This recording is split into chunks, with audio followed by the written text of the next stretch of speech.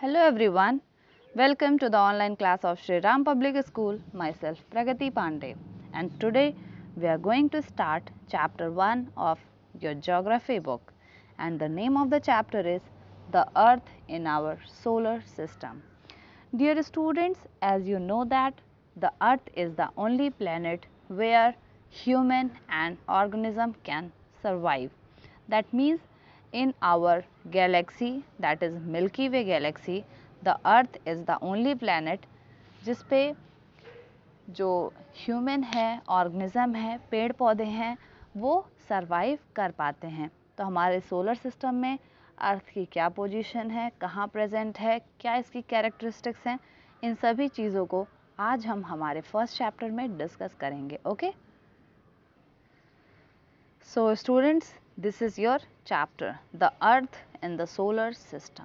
Chapter का नाम ही है अर्थ इन द सोलर सिस्टम, मतलब सोलर सिस्टम जो है यानी सौर मंडल जो है उसमें हमारे अर्थ की क्या कंडीशन है, कैसे है, किस तरह से, क्या कैरेक्टरिस्टिक्स हैं, क्या क्वालिटीज़ हैं इसकी, इन सभी चीज़ों को आज हम डिस्कस करेंगे. Okay, how wonderful it is to watch the sky after sunset.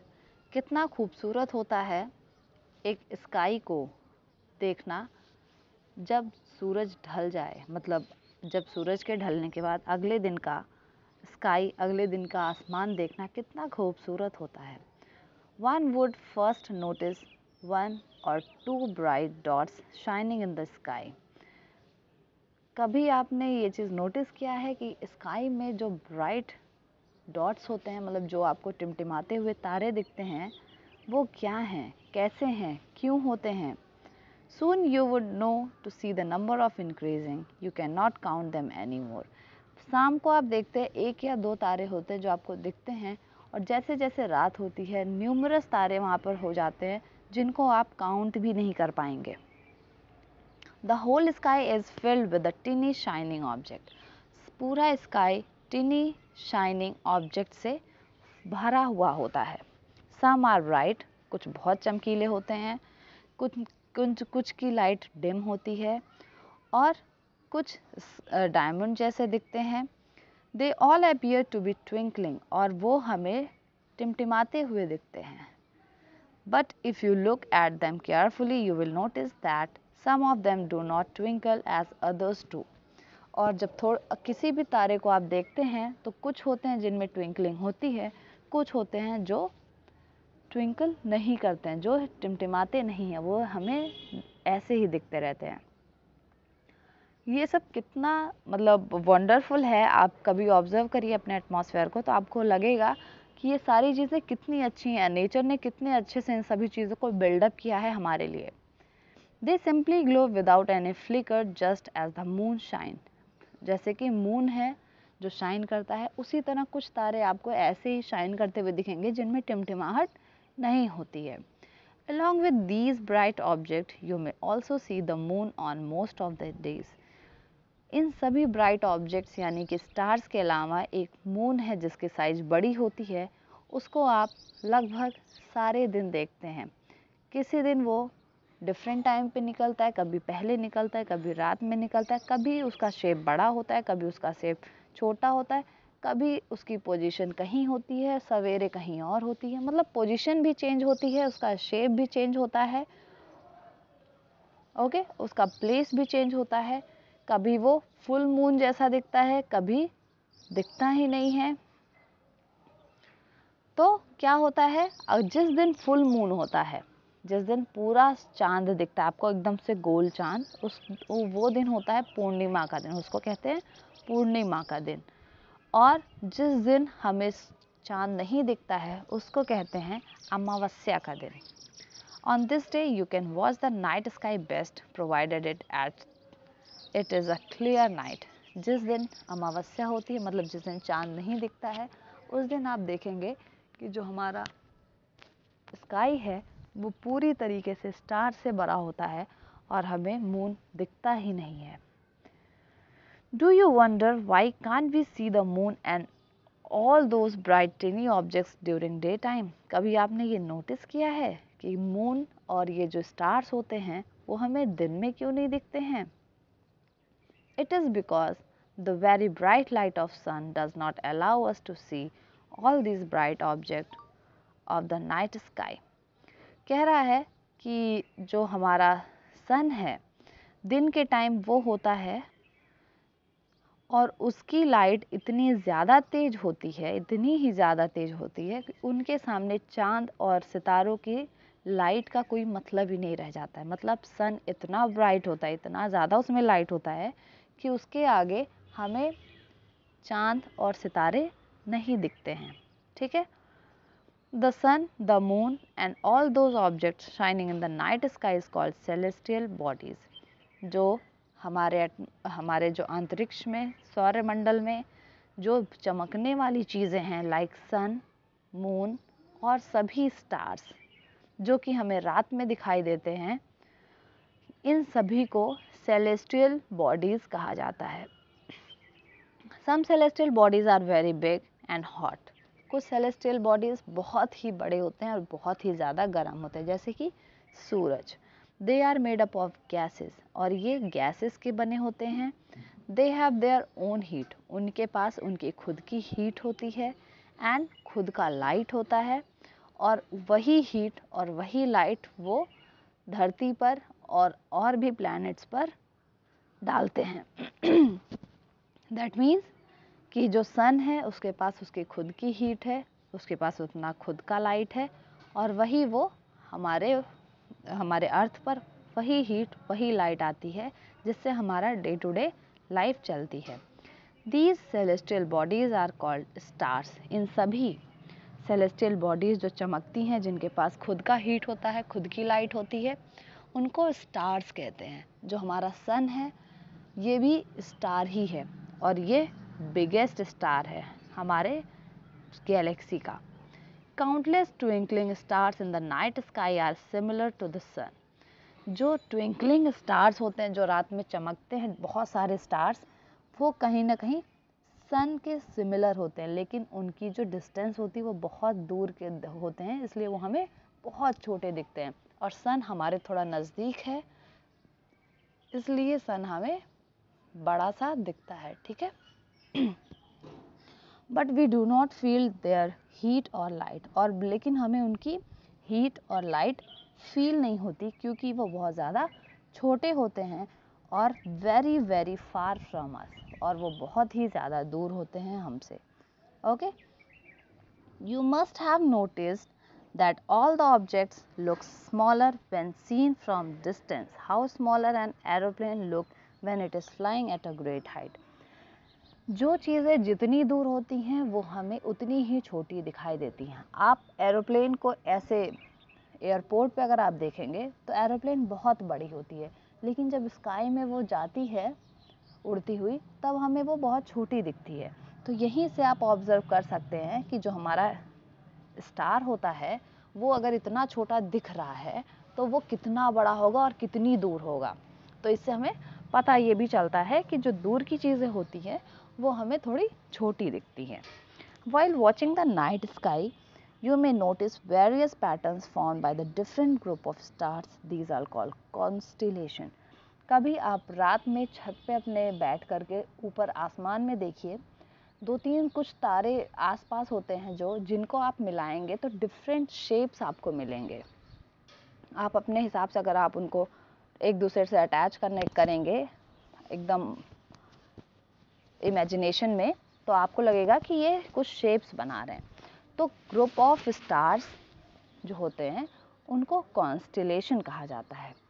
अर्सा Major and Big Bear is one such constellation. जो अर्सा मेजर है, URSA अर्सा मेजर, और बिग बेयर, ये कुछ कॉन्स्टेलेशन है जिनमें similar types of stars present होते हैं। मतलब कि जैसे आप क्लास 6 में हैं तो आपकी क्लास में 10, 15, 20, 50 बच्चे होंगे, तो सब के सब क्लास 6 में ही तो हैं। तो अगर बात की जाए कि ये जो क्लास है ये कौन सा है, तो आप बताया जाएगा क्लास 6, क्योंकि उसमें सारे बच्चे क्लास 6 स्टैंडर्ड के हैं, सबकी जो एज है वो 10-12 साल की है। वैसे ही ये जो स्टार्स होते हैं इनका नाम दिया गया, जैसे आपका क्लास 6 कहा जाता है वैसे इनको कहा जाता है अर्सा मेजर। तो ये इनके क्लास का नाम है। इसमें जितने भी स्टार्स होंगे उनकी क्वालिटीज़ लगभग सेम होगी। जैसे आप हैं 10 से 12 साल के, तो ऐसे इनकी भी क्वालिटीज़ सेम होती हैं, ठीक है। तो दो एग्जाम्पल है कॉन्स्टेलेशन के, Ursa Major and Big Bear. One of the most easily recognisable constellation is the Saptarishi.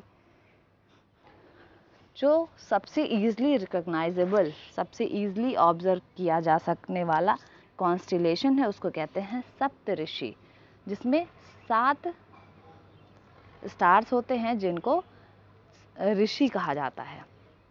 It is a group of 7 stars, इसमें 7 स्टार होते हैं that form a part of Ursa Major constellation. और ये जो 7 star हैं ये अर्सा major जो constellation है उसको फॉर्म करते हैं। Ask someone elder in your family or neighborhood to show you more stars, planet and constellation in the sky.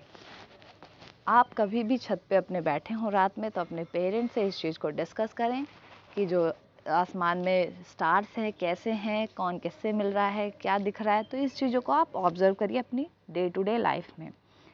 In ancient time, people used to determine directions during the night with the help of star. जब घड़ी नहीं थी पुराने ज़माने में, ancient time में, उस समय जो पीपल थे वो जो डायरेक्शन है उसका डिटर्मिनेशन पोल स्टार के हेल्प से करते थे।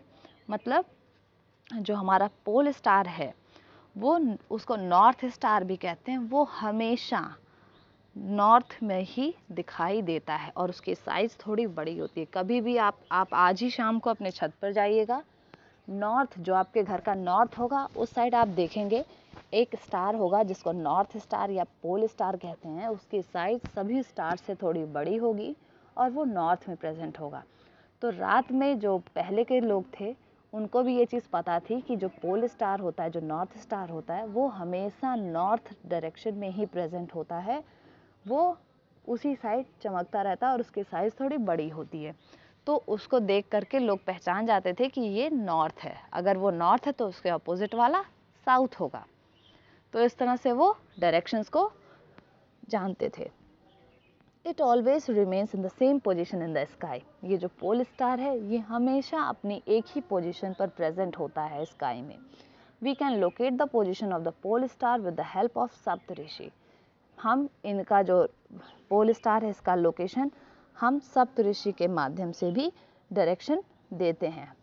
लुक एट द फिगर 1.1 कह रहा है 1.1 आप देखिए, you will notice that if an imaginary line is drawn joining the pointer start and extend further it will be to the pole star. देखेंगे ये जो लड़की है ये नॉर्थ के साइड फेस की हुई है। जैसे ही ये नॉर्थ के साइड फेस की, इसने ऑब्जर्व किया कि जो 2 स्टार को साथ में सप्तऋषि जो थे, सप्तऋषि जो आपको ये 7 स्टार्स दिख रहे हैं यहाँ पर, ये वाले, तो ये हैं 7 स्टार्स। इनको देखने पर जो 2 स्टार एक ही सीधी रेखा में आ रहे हैं, उन्हीं के सीधी रेखा में एक और जो स्टार आ रहा है, यहाँ पर आप देख रहे हैं ये 2 स्टार एक सीधी रेखा में और इन्हीं के सीधी रेखा में यहाँ वाला स्टार है, वो पोल स्टार है। तो इससे पता चल जाता है कि ये पोल स्टार है। Okay, some celestial bodies do not have their own heat and light. कुछ सेलेस्टियल बॉडीज होती हैं जिनके पास खुद की हीट और खुद का लाइट नहीं होता है। इनको हम कहते हैं प्लैनेट। जो स्टार था, सन था, इनके पास खुद की लाइट होती थी और खुद की हीट होती थी जिसको ये इमिट करते थे, जो हमें फील होती है। लेकिन कुछ सेलेस्टियल बॉडीज़ ऐसी भी होती हैं जिनके पास खुद की लाइट, खुद की हीट नहीं होती है और वो प्लैनेट्स होते हैं। The word planet comes from the Greek word planetai. जो प्लैनेट वर्ड है वो ग्रीक वर्ड प्लैनेटाई से बना हुआ है, जिसका मतलब होता है वॉन्डरर्स, मतलब घुमक्कड़। एक तरह से आप घुमक्कड़ कह सकते हैं, जो घूमता रहता है, एक जगह स्थिर नहीं रहता, इधर से उधर घूमता रहता है। तो जो प्लैनेट है वो प्लैनेटाई वर्ड से बना हुआ है, जो कि ग्रीक वर्ड है, जिसका मतलब होता है वॉन्डरर्स। वॉन्डरर्स मतलब होता है घूमने वाला। The earth on which we live is a planet. जो अर्थ है, जो पृथ्वी है जिस पे हम रहते हैं, ये क्या है?